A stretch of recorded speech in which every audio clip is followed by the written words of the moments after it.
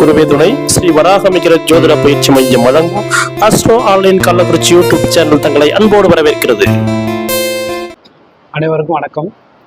ஸ்ரீ வராகமிகிரர் ஜோதிட ஆராய்ச்சி பயிற்சி மற்றும் அறக்கட்டளை நிறுவனர் ஐயா ஜோதிட செம்மல் திரு ஏழுமலை ஐயா அவர்களுக்கு மற்றும் எனக்கு ஜோதிடம் பயிற்றுவித்த ஆசிரியர் அனைவர்களின் ஒரு பாதங்களையும் வணங்கி அடியனின் சிறிய உரையை உங்கள் முன் சமர்ப்பிக்கிறேன். இங்கு வருகை தந்துள்ள அனைத்து ஜோதிட ஆசிரியர்கள் அண்ட் ஜோதிட குருமார்கள், ஜோதிட மாணவர்கள் அனைவருக்கும் என்னுடைய மாலை நேர வணக்கம். என்னுடைய தலைப்பு முகூர்த்தம். இப்ப முகூர்த்தம் அப்படின்னா என்ன அப்படின்றத பத்தி நான் உங்களுக்கு சின்ன ஒரு கருத்து சொல்ல போறேன். இப்ப முகூர்த்தம் என்பது பாத்தீங்கன்னா நம்ம தமிழ் கலாச்சாரத்துல வாழ்க்கை சிறப்பு நிகழ்வுகளுக்கான காலம். அதாவது நம்ம வாழ்க்கையில முக்கியமான நிகழ்வுகளுக்கெல்லாம் நம்ம பார்க்கக்கூடிய ஒரு நல்ல நேரம், அதிர்ஷ்டமான நேரம் அப்படின்னு நம்ம முகூர்த்தத்தை சொல்றோம். இப்போ அந்த முகூர்த்தத்தை பத்தி தான் உங்களுக்கு சொல்ல போறேன். இப்போ முகூர்த்தம் நம்ம எதுக்கெல்லாம் பார்க்குறோம் அப்படின்னா, இப்போ திருமணம், காதணி விழா, புதுமனை புது விழா, வாகனம் வாங்குதல் அல்லது தொழில் தொடங்குதல், இந்த மாதிரி பலதரப்பட்ட விஷயங்களுக்கு நம்ம முகூர்த்தத்தை பார்த்து அதன்படி செயல்படுறோம். ஓகேங்களா? முகூர்த்தம்னாலே அதிர்ஷ்டமான நேரம், அதிர்ஷ்டமான காலம் அப்படின்னு அர்த்தம். இப்ப முகூர்த்தம் பார்க்கறதுக்கு முக்கியமாக 3 அம்சங்கள் தேவை நமக்கு. ஃபர்ஸ்ட் பஞ்சாங்கம். பஞ்சாங்கத்தை வச்சுதான் நம்ம முகூர்த்தத்தை பார்க்க போறோம். பஞ்சாங்கம்னா நம்ம எல்லாருக்குமே தெரியும். அதே மாதிரி பாத்தீங்கன்னா பிறந்த கால ஜாதகம். 3வது கோச்சார கிரகங்கள். இந்த 3த்தின் அடிப்படையில தான் நம்ம முகூர்த்தத்தை கணிச்சு வரக்கூடிய கஸ்டமருக்கு நம்ம சொல்லணும். ஓகேங்களா? இப்ப முகூர்த்தம் அப்படின்னு சொல்றது பாத்தீங்கன்னா 2 நாழிகை சேர்ந்தது ஒரு முகூர்த்தம். இப்ப 2 நாழிகை, ஒரு நாழிகைனா 24 நிமிடங்கள். இப்ப 2 நாழிகைனா 48 நிமிடங்கள். இப்ப ஒரு நாளைக்கு பாத்தீங்கன்னா 60 நாழிகை. எல்லாருக்கும் தெரியும் 60 நாழிகை, அதாவது சூரிய உதயத்துல இருந்து மறுநாள் சூரிய உதயம் வரைக்கும். இப்ப 60 நாழிகை வகுத்தல் 2 அப்படின்னு நம்ம போட்டோம்னா 30 வரும். அப்போ ஒரு நாளைக்கு 30 வகையான முகூர்த்தங்கள் இருக்கு. இப்ப அந்த 30 வகையான முகூர்த்தங்கள் என்னன்னு நான் சொல்றேன், குறிச்சுக்கிங்க.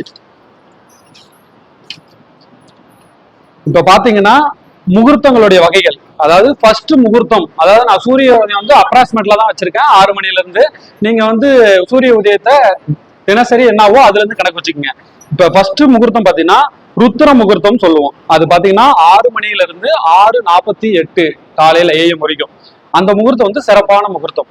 ஏன்னா காலையிலே எழுந்து நம்ம இறை வழிபாடு பண்றது சிறப்பு. அதனால அந்த முகூர்த்தம் நல்லது. 2வது முகூர்த்தம் பாத்தீங்கன்னா ஆஷி முகூர்த்தம் சொல்லுவாங்க. 6:48 இருந்து 7:36 வரைக்கும் 2வது முகூர்த்தம். இந்த முகூர்த்தத்தை நம்ம கவனமா கையாளணும். அதாவது அந்த முகூர்த்தத்துல நம்ம அதாவது நல்ல சிந்தனையில இருக்கணும். இந்த தீய சிந்தனையில போனோம்னா நம்ம மனசு மாறி அதன் வழியில போயிடுவோம். அதனால அந்த இதை கவனமா அந்த முகூர்த்தத்துல இருக்கணும். 3வது முகூர்த்தம் பாத்தீங்கன்னா மித்திர முகூர்த்தம் சொல்லுவாங்க. 7:36 இருந்து 8:24 வரைக்கும் இருக்கு. இதுவும் பாத்தீங்கன்னா சாதகமான முகூர்த்தம் தான். நல்ல நல்ல செயல்களுக்கு நம்ம அந்த முகூர்த்தத்தை எடுத்துக்கலாம். அடுத்தது 4வது முகூர்த்தம் பித்ரு முகூர்த்தம். இப்ப பித்ரு முகூர்த்தம் அப்படின்னா நம்ம எல்லாருக்குமே தெரியும், நம்ம முன்னோர்களை பத்தி சொல்லக்கூடியது. இப்ப எந்த குடும்பத்திலாவது ஆணோ அல்லது பெண்ணோ சரியா வாழல அப்படின்னா அந்த குடும்பத்துல பித்ரு தோஷம் இருக்கு அப்படின்னு நமக்கு தெரியும். அப்போ அந்த பித்ரு தோஷம் உடையவங்க இந்த பித்ரு முகூர்த்தத்துல அவங்களுடைய போட்டோ வச்சு வழிபாடு பண்றது, இல்ல அவங்களுக்கு ஏதாவது தேவை இருக்கும் இல்லைங்களா, அதை நம்ம பூர்த்தி செஞ்சோம்னா அந்த பித்ரு பித்ரு தோஷம் நிறைவேறும். அதே மாதிரி 5வது தோஷம் வசு தோஷம் சொல்லுவோம். வசு முகூர்த்தம் 9:12 இருந்து 10 மணி வரைக்கும். இப்ப இந்த 9:12 இருந்து 10 மணி வரைக்கும் இந்த வசு முகூர்த்தத்துல பாத்தீங்கன்னா நம்ம ஆலோசனை தரலாம். இப்ப நம்ம ஜோதிடர்களா இருக்கோம்னா நம்ம கன்சல்டேஷன் பண்ணலாம். நம்ம யாராவது தேடி வராங்கன்னா அவங்களுக்கு நல்ல ஒரு ஆலோசனை கொடுக்கலாம். மாணவர்களுக்கு இல்ல யாருக்கு இதுக்கு அட்வைஸ் பண்றதுக்கான நேரம் இந்த நேரம், இந்த முகூர்த்தம். அதுக்கடுத்து 6வது முகூர்த்தம் வராக முகூர்த்தம் 10 மணில இருந்து 10:48 வரைக்கும். அதாவது ஒவ்வொரு முகூர்த்தமும் 48 நிமிஷம். இது பாத்தீங்கன்னா இந்த முகூர்த்தத்துல பாத்தீங்கன்னா நம்ம சண்டைக்கு போகலாம். இப்ப நமக்கு யாராவது எதிரிங்க இருக்காங்க அப்படின்னா இந்த முகூர்த்த நேரத்துல போய் அவங்கள்ட்ட போய் சண்டைக்கு போனா நம்ம ஜெயிக்கலாம். அதனால நம்ம சண்டைக்கு போக கூடாது. சொல்ல வர இந்த முகூர்த்தத்துல நம்ம ஜாக்கிரதையா இருந்துக்கணும். அதாவது வராக முகூர்த்தம், வராக முகூர்த்தம்ன்றது 10 மணில இருந்து 10:48 வரைக்கும். அதே மாதிரி பாத்தீங்கன்னா 7வது முகூர்த்தம் பாத்தீங்கன்னா விச் வேதேவா முகூர்த்தம். இந்த முகூர்த்தத்தை பாத்தீங்கன்னா இந்த முகூர்த்தம் வந்து பாத்தீங்கன்னா இப்ப நம்ம சில வீட்டுல வந்து கண்ணீர் சிந்துவாங்க, கணவன் மனைவி பிரச்சனை இருக்கும், செய்வினை பிரச்சனைகளா இருக்கும். அப்படி இருக்கிறவங்க இந்த முகூர்த்தத்தை எடுத்து அதுல வந்து வழிபாடு பண்ணா அந்த பில்லி சூன்யம் அந்த இதெல்லாம் மாறி அவங்க நல்ல நிலைமைக்கு வருவாங்க. அதே மாதிரி 8வது முகூர்த்தம் விதி முகூர்த்தம். இப்ப இந்த விதி முகூர்த்தம் பாத்தீங்கன்னா 11:36 இருந்து 12:24 வரைக்கும். இந்த விதி முகூர்த்தத்துக்கு பஞ்சாங்க தோஷம் கிடையாது. அதனால இந்த முகூர்த்தம் சிறப்பான முகூர்த்தம். இந்த முகூர்த்தம் பாத்தீங்கன்னா 11:36 இருந்து 12:24 வரைக்கும் சொல்லியிருக்கேன். அப்படின்னும் போது உச்சி கால வெயில்ல தான் வரும். இப்ப அந்த நேரத்துல பாத்தீங்கன்னா தோல் வியாதி உடையவங்க எல்லாம் அந்த நேரத்துல மருந்து எடுத்துக்கிட்டா சிறப்பு. இந்த முகூர்த்தத்துல அதுக்கு மருந்து எடுத்துக்கிட்டா தோல் வியாதி குணமாகும். அதுக்கு அடுத்து 9வது முகூர்த்தம் பாத்தீங்கன்னா சுதாமுகி முகூர்த்தம். இதுவும் வந்து நார்மலான முகூர்த்தம் தான். 12:24 இருந்து 1:12 வரைக்கும். அடுத்தது 10வது முகூர்த்தம் புருஷித முகூர்த்தம். இப்ப இந்த புருஷித முகூர்த்தம் பாத்தீங்கன்னா 1:12 இருந்து 2 மணி வரைக்கும். இப்ப இந்த முகூர்த்தத்துல பாத்தீங்கன்னா மந்திர உச்சாரணம் செய்யலாம், இல்லைன்னா பாராயணம் செய்யறது, அதாவது ராஜ வேலை வைத்தியங்கள்லாம் செய்யறாங்க பாத்தீங்களா, மருந்து தயாரிக்க, அந்த இதெல்லாம் இந்த முகூர்த்தத்துல செஞ்சா சிறப்பா இருக்கும். அதுக்கடுத்து 12வது முகூர்த்தம். 12வது முகூர்த்தம் பாத்தீங்கன்னா நக்தனகரா முகூர்த்தம். இது வந்து 2:48 இருந்து 3:36 வரைக்கும். இதுவும் நார்மலான முகூர்த்தம் தான். அதே மாதிரி 13வது முகூர்த்தம் வருண முகூர்த்தம். இந்த 3:36 PM 4:24 வரைக்கும் இப்ப நடந்துகிட்டு இருக்க முகூர்த்தம் வருண முகூர்த்தம். இதுல பாத்தீங்கன்னா நம்ம வெளிநாடு செல்றதுக்கான விஷயத்தை பத்தி பேசலாம். நம்மளுடைய வாழ்க்கையில அடுத்த கட்ட விஷயத்த, இப்ப நம்ம தொழில் தொடங்குறோம், அடுத்த கட்ட விஷயத்துக்கான ஒரு ஏற்பாடு செய்யறதுக்கு இந்த முகூர்த்தம் சிறப்பான முகூர்த்தம். அதுக்கு அடுத்தது 14வது முகூர்த்தம் அரியமன் முகூர்த்தம். இது பாத்தீங்கன்னா 4:24 இருந்து 5:12 வரைக்கும் இந்த முகூர்த்தம் இருக்கும். இந்த முகூர்த்தத்துல நம்ம அமைதியா இருக்கணும். அதாவது பாத்துங்க 4:24 இருந்து 5:12 வரைக்கும் நம்ம அமைதியா இருக்கணும். ஏன்னா மனம் சஞ்சலம் உடையதா இருக்கும். அதனாலதான் இந்த மாலை நேரத்திலாம் நம்ம வந்து எதுவுமே சாப்பிடக்கூடாது இந்த டைம்ல. ஏன்னா நம்ம சாப்பிடுற உணவு பாத்தீங்கன்னா நம்ம மனசை வந்து மாத்திரும். அதனாலதான் இந்த முகூர்த்தம் ரொம்ப முக்கியமான முகூர்த்தம். அடுத்து 15வது முகூர்த்தம் பக முகூர்த்தம். இது பாத்தீங்கன்னா 5:12 இருந்து 6 மணி வரைக்கும். இப்ப இந்த முகூர்த்தத்திலயும் பாத்தீங்கன்னா பஞ்சாங்க தோஷம் கிடையாது. அதாவது பஞ்சாங்க தோஷம் பாத்தீங்கன்னா 3 முகூர்த்தத்துக்கு கிடையாது. காலையில விடிய காலையில சூரிய உதயம் ஆகுறப்ப, சூரிய உச்சி காலப்படுதுல, சூரிய அஸ்தமன நேரத்துல, இந்த 3 காலத்திலையும் பஞ்சாங்க தோஷம் இருக்காது. அந்த 3 முகூர்த்தமும் சிறப்பான முகூர்த்தம் தான். இப்ப இந்த முகூர்த்தத்தை பாத்தீங்கன்னா அறிமுகப்படுத்தலாம். யாராவது உங்களுக்கு உங்க குடும்பத்துக்கு வர உறவினர்களை அறிமுகப்படுத்தலாம், நண்பர்களை அறிமுகப்படுத்தலாம். இது வந்து சிறப்பான முகூர்த்தம். 16வது முகூர்த்தம் பாத்தீங்கன்னா கிரீச முகூர்த்தம். இது வந்து நன்மையும் இல்லை தீமையும் இல்லை. 6 மணில இருந்து 6:48 இரவு PM. அடுத்து 17வது முகூர்த்தம் அஜபாதா முகூர்த்தம். இதுவும் பாத்தீங்கன்னா நார்மலான முகூர்த்தம் தான், நன்மையும் இல்லை தீமையும் இல்லை. 18வது முகூர்த்தம் அஜீர் புத்தன்ய முகூர்த்தம். இது பாத்தீங்கன்னா 7:36 இருந்து 8:24 வரைக்கும். இதுவும் பாத்தீங்கன்னா நன்மை தீமை எதுவும் இல்லை, நார்மலான முகூர்த்தம் தான். அடுத்தது 19வது முகூர்த்தம் புஷ்ய முகூர்த்தம். 8:24 இருந்து 9:12. இந்த முகூர்த்தத்துல பாத்தீங்கன்னா நம்மளை வந்து புதுப்பிக்கிற கூடிய ஒரு முகூர்த்தம். நம்ம புதுசா ஒரு செயல் ஏதோ செய்ய போறோம் அப்படின்னா இப்ப அந்த நேரத்துல வந்து மெடிடேஷன் செய்யலாம். ஏன்னா பாத்தீங்கன்னா 8:24 9:12 நம்ம தூங்க போறோம். தூங்க போறதுக்கு முன்னாடி இறை வழிபாடு பண்ணலாம், மெடிடேஷன் பண்ணலாம். அப்படி பண்ணி தூங்கும் போது நமக்கு தூக்கம் நல்லா வரும், ஒரு நல்ல வைப்ரேஷன் இருக்கும். அதனால இந்த முகூர்த்தம் நல்ல முகூர்த்தம். அதுக்கடுத்து பாத்தீங்கன்னா 20வது முகூர்த்தம் அச்வினி முகூர்த்தம். 9:12 இருந்து 10 மணி வரைக்கும். இது வந்து நார்மலான முகூர்த்தம் தான் இதுவும். அடுத்தது 21வது முகூர்த்தம் பாத்தீங்கன்னா சுக அண்ட் யம முகூர்த்தம். இப்ப இந்த முகூர்த்தத்துல பாத்தீங்கன்னா 10 மணில இருந்து 10:48 வரைக்கும் நம்ம என்ன பண்ணுவோம், கடையெல்லாம் வந்து க்ளோஸ் பண்ணுவாங்க.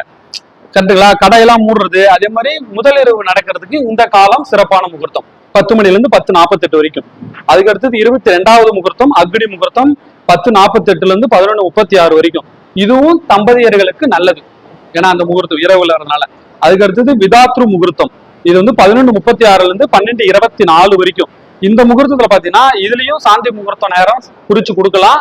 அதே மாதிரி தெய்வ சிந்தனைக்கு இந்த முகூர்த்தம் நல்லது. விதாத்ரு முகூர்த்தம். இதுலயும் பாத்தீங்கன்னா பஞ்சம தோஷம் கிடையாது. பாத்தீங்கன்னா 11:36 இருந்து 12:24. நான் சொல்றது நைட்டு. அதே மாதிரி கண்ட முகூர்த்தம் 24வது முகூர்த்தம் கண்ட முகூர்த்தம். இது பாத்தீங்கன்னா 12:24 இருந்து 1:12 AM.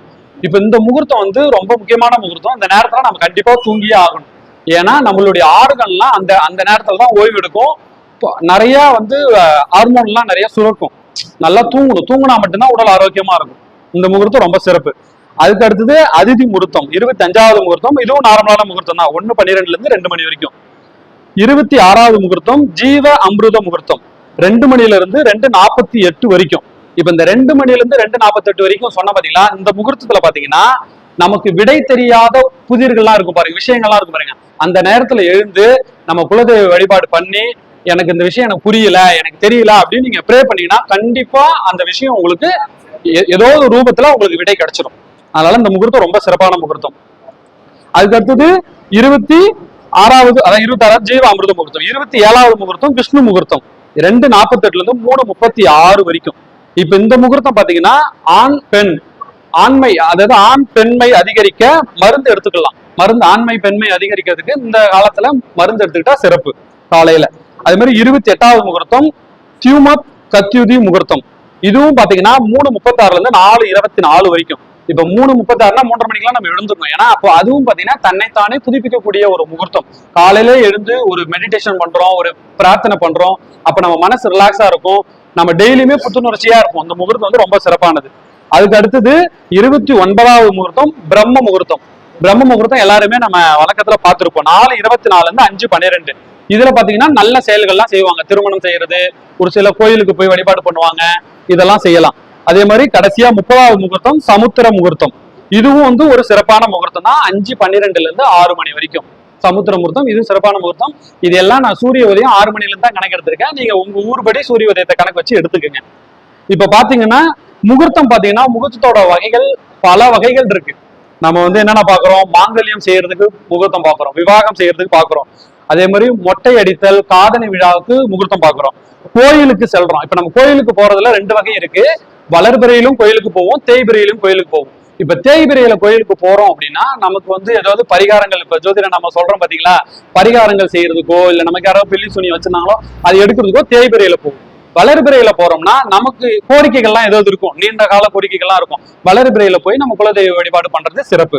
அதே மாதிரி இன்னொரு முகூர்த்தம் கோதுளி முகூர்த்தம். இது வந்து ரொம்ப ரொம்ப முக்கியமான முகூர்த்தம். கோதுளி முகூர்த்தம். கோனா பசு, பசு கூட்டங்கள், துளினா தூசி.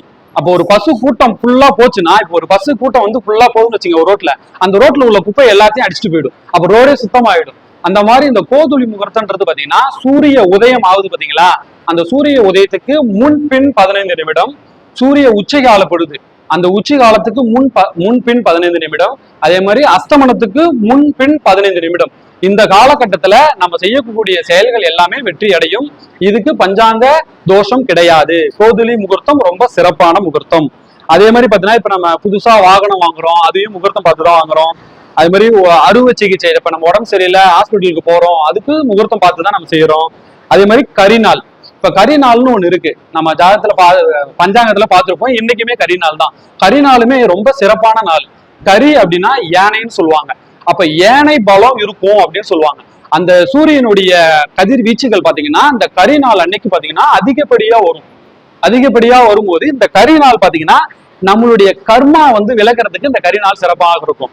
ஓகேங்களா? அது மாதிரி கடனை திருப்பி கொடுக்கறதுக்கும் இந்த கரிநாள் வந்து சிறப்பா இருக்கும். ஆனா அதே வகையில உங்களுடைய நட்சத்திரத்தை படி தாராபலனையும் பார்த்து கரிநாள் வர அன்னைக்கு இதை செய்யணும். தாராபலன் சரியில்லாதப்ப நீங்க செஞ்சீங்கன்னா அது உங்களுக்கு பலன் தராது. அதனால கரிநாள் ரொம்ப சிறப்பானது. அதே மாதிரி இப்ப பாத்தீங்கன்னா இப்ப நம்ம கடனை அடைக்கிறதுக்குமே முகூர்த்தம் பாக்குறோம், எல்லாத்துக்குமே முகூர்த்தம் பாக்குறோம். இப்ப கடனை நம்ம அடைக்கணும்னா அப்படின்னா செவ்வாய்க்கிழமை சனிக்கிழமை அந்த 2 நாள் தான் நம்ம எடுத்துக்குவோம் கடன் அடைக்கிறதுக்கு. அதே மாதிரி பாத்தீங்கன்னா கடன் ஏற்படுறதுக்கு காரக கிரகம் பாத்தீங்கன்னா கேது. இப்ப கடனை அடைக்கிறதுக்கு வந்து செவ்வாய் தான் கடனை அடைக்கிறதுக்கான காரகம். இப்ப அலிகிரகம்னு சொல்லக்கூடிய ராகு கேது கூட புதன் சேர்ந்ததுன்னா, இப்ப புதன் வந்து யாருக்கெல்லாம் ராகு கேது கூட சேர்ந்திருக்கோ அவங்களுக்கு எல்லாம் கடன் கண்டிப்பா ஏற்படும். ஓகேங்களா? அதே மாதிரி செவ்வாய் சனிக்கிழமையில நம்ம கடன் அடைக்கலாம். சனி பிரதோஷ நாள்லயுமே கடன் அடைச்சா சிறப்பு. சனிக்கிழமை வரக்கூடிய பிரதோஷ நாள்ல கடனை திருப்பி கொடுத்தால் கடன் அடையும். அதுக்கப்புறம் இன்னும் நிறைய முகூர்த்தம் இருக்கு. ராகு காலம்னு ஒண்ணு இருக்கு. டெய்லி நம்ம ராகு காலம் பார்க்கறாங்க. ராகு காலத்துல பார்த்தா அது வந்து விஷம் நேரம்னு சொல்றோம். அந்த நேரத்துல நம்ம எந்த செயலையும் செய்யக்கூடாது. ஏன்னா நம்ம எண்ணங்கள் வந்து நிலையா இருக்காது. நம்ம மனசு வந்து அலைப்பாஞ்சுக்கிட்டே இருக்கும். நம்ம செய்யக்கூடிய ஒரு செயல் வந்து தவறா செஞ்சிருவோம், அப்புறமேட்டு நம்ம ஃபீல் பண்ணுவோம். அதனால ராகு காலத்தையும் தவிர்த்துக்கணும். அதுக்கப்புறம் வந்து சந்திராஷ்டமம்னு ஒண்ணு இருக்கு. சந்திராஷ்டமம் எல்லாத்துக்குமே தெரியும். நம்ம பிறந்த கால ராசி, அதாவது நம்ம ராசியில இருந்து 8வது ராசியில சந்திரன் போகும்போது சந்திராஷ்டமம் சொல்லுவோம். அந்த சந்திராஷ்டம காலத்திலயும் நம்ம அமைதியா மனசு அமைதியா இருக்கணும். அந்த டைம்லயே நமக்கு வந்து மன சஞ்சலம் அதிகமா இருக்கும். நம்ம செய்யக்கூடிய செயல்கள் வந்து வெற்றி அடையாது. அதுக்கப்புறம் பாத்தீங்கன்னா இப்ப வீடு கட்டுறதுக்கு முகூர்த்தம் பாக்குறோம், கல்வி கற்கிறதுக்கு முகூர்த்தம் பாக்குறோம், இப்ப வெளிநாடு பயணம் செல்றதுக்கு ஒரு பயணம் செய்யறதுக்கு முகூர்த்தம் பாக்குறோம். அதுக்கப்புறம் திறப்பு விழா, இப்ப கடை திறப்பு விழா, அது மாதிரி நிறைய எதுக்கெல்லாம் திறப்பு விழா வைக்கிறோம் அதுக்கும் முகூர்த்தம் பாக்குறோம். அதுக்கப்புறம் பாத்தீங்கன்னா தாராபலம் எல்லாருக்குமே தெரியும். நம்ம நட்சத்திரத்துப்படி தாராபலனை பார்த்துதான் நம்ம செய்யக்கூடிய ஒவ்வொரு செயலுமே செஞ்சுக்கிட்டு இருக்கோம். அது மாதிரி தாராபலம் பார்க்கணும். அதுக்கப்புறம் பாத்தீங்கன்னா வாஸ்து முகூர்த்தம் ஒண்ணு இருக்கு. அது வாஸ்து முகூர்த்தம் பெரிய டைட்டில் ஒரு ஐயாவே சொல்லியிருப்பாரு. அதனால அதுவுமே பார்த்துதான் நம்ம வீடு கட்டுறதா இருந்தாலும் ஏதோ கடை கட்டுறதா இருந்தாலும் செய்யணும். இதுதான் பிரதோஷ வழிபாடு. ரொம்ப சிறப்பு. வாய்ப்பு கொடுத்த அனைவருக்கும் நன்றி.